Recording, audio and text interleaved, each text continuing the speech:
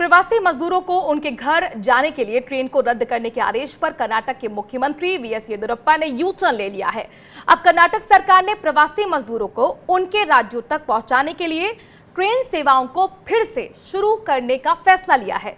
कर्नाटक सरकार ने राज्य में फंसे हुए प्रवासी मजदूरों, पर्यटकों, छात्रों, तीर्थयात्रियों को वापस भेजने को लेकर सहमति के लिए दूसरे राज्य सरकारों को लेटर लिखा है।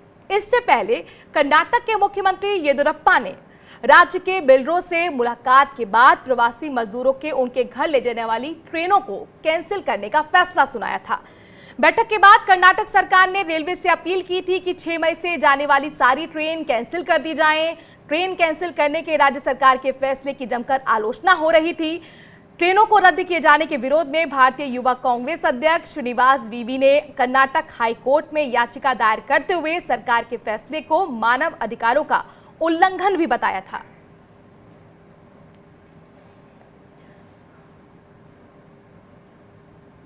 और इस खबर पर चर्चा के लिए हमारे साथ स्टूडियो में मौजूद हैं स्वराज एक्सप्रेस के editor in chief Gurdeep Singh super. Sir, पहले बिल्डर्स लॉबी के साथ जब मीटिंग होती है तो प्रेशर आता है कि भाई मजदूरों के बिना काम नहीं चलेगा, तो ट्रेन रद्द कर दी जाती है। अब जब आलोचना होती है, इसको मॉडर्न डे स्लेवरी से कंपेयर किया जाता है सरकार के फैसले को, तो अब ये कहा जा रहा है कि ट्रेनें फिर से चलेंगी। जो फ्लिप फ्लॉप फैसले में दिख रहा है, क्या आपको समझ में आ रहा है कि सरकार के पास कोई स्पष्ट नीति है, जैसा दबाव वैसा काम? नहीं मनु, क्या है कि इस समय सभी सरकारों पर दबाव है।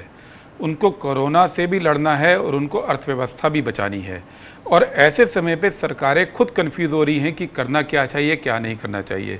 हम ये नहीं कह सकते कि अर्थव्यवस्था की ज़रूरत नहीं है। और कल जब कर्नाटक सरकार ने फैसला लिया, पहले ये फैसला लिया कि हमको मजदूरों को घर भेजना है, क्योंकि लगातार टीवी पर विजुअल आ रहे हैं कि लोग 500, 1000, 2000 किलोमीटर पैदल चलना शुरू हो गए थे।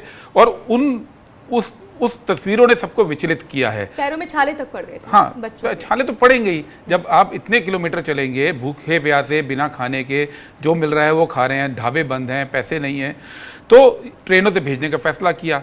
जब ये हुआ कि ट्रेनों से लोग जाएंगे तो अचानक समझ में आया कि लेबर की कमी हो जाएगी, तो कैसे इंडस्ट्री खुलेगी। तो ये जो मुश्किल समय होते हैं, इसमें सरकारें फैसले अपने लेती हैं, बदलती हैं, लेकिन इसी के लिए संविधान होता है। क्योंकि मुश्किल समय में आप हर चीज़ बदल सकते हैं, लेकिन संविधान का एक फ्रेमवर्क होता है। उस फ्रेमवर्क के अंदर ऐसे मुश्किल समय से लड़ने के लिए कुछ बेसिक विचार है। और हमारे यहाँ क्या है, हमारे यहाँ 2 चीज़ें हैं जिसको समझने की ज़रूरत है, जो आज कर्नाटक सरकार के सामने लोगों ने रखा। एक कि हमारे मूल अधिकार में एक चीज़ है कि भारत का कोई भी नागरिक कहीं भी बस सकता है, कहीं भी रह सकता है। सरकारें उसके इस अधिकार को किसी कोरोना की मुसीबत की वजह से छीन नहीं सकती हैं। हमारे यहाँ मूल अधिकार सस्पेंड नहीं हुए हैं, फंडामेंटल राइट्स हैं। तो कोई भी व्यक्ति कहीं भी रह सकता है, बस सकता है, और उसको रोकने की कोई भी प्रक्रिया वो गैर संवैधानिक है। दूसरा, वो कहीं भी काम कर सकता है।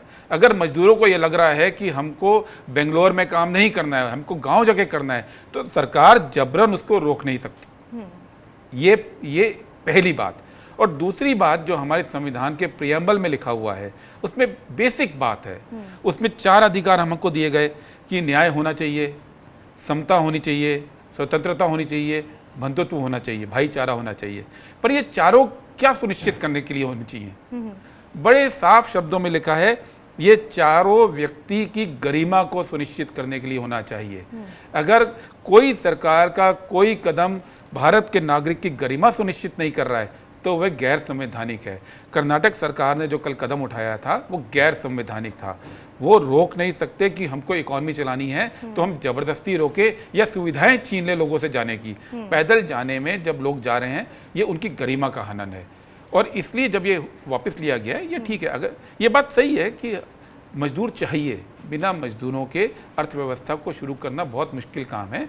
उसके लिए आप सुविधाएं दीजिए, उसके लिए आप ऐसी सिस्टम बनाइए कि उनको प्रेरणा मिले शहरों में रहने के लिए। कल उन्होंने घोषणा की थी 1605 करोड़ की कर्नाटक गवर्नमेंट ने, जिसमें 5-5 हज़ार रुपये महीना देने की बात थी, लेकिन वो बात शायद मजदूरों तक वो पहुंचा नहीं पाए थे। इसलिए मजदूर जा रहे हैं। एक चीज़ और देखने को मिली, जितनी भी हम ग्राउंड रिपोर्ट्स दिखा रहे हैं देश भर से, उसमें मजदूरों से पूछा जाता है कि आप जा क्यों रहे हैं, आपके लिए तो बस का इंतज़ाम है और सरकार भी कहती है कि आपके खाने पीने का भी इंतज़ाम है। तो वो उनका कहना था कि ये तो नेताओं की बात है, हमें भरोसा नहीं है सरकार पर, हमें ना खाने को मिल रहा है, ना हमारे पास कामकाज है और ना हम बस से जा पा रहे हैं, इसीलिए हम पैदल ही जा रहे हैं। तो इस तरह कहीं ना कहीं दिखता है कि भरोसा जो है सरकार के ऊपर वो डगमगा रहा है।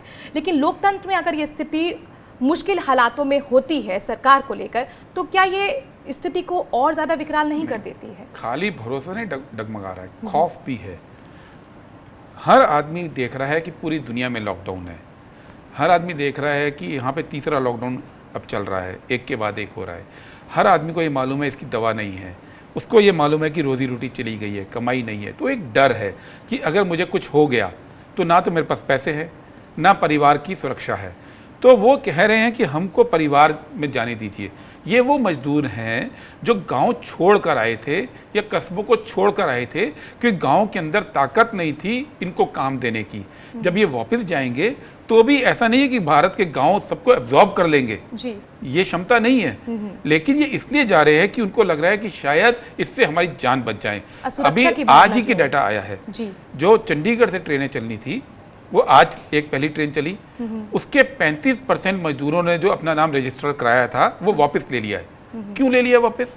अब वो नहीं जाना चाह रहे हैं रजिस्टर कराने के बाद, क्योंकि पंजाब में और हरियाणा के आसपास के इलाकों में इंडस्ट्रीज खुलने लगी हैं, तो वो वहाँ रहना चाहते हैं। अगर उनको कमाई का अगर एक बार संदेश चला जाएगा कि यहाँ पे आप सुरक्षित भी हैं, आपका इलाज फ्री होगा और इकॉनमी खुलने वाली है, तो वो नहीं जाना चाहेंगे। उनकी रोजी रोटी शहरों में ही है। यानी कुल मिलाकर मजदूरों को भरोसा भी देना होगा सरकारों को।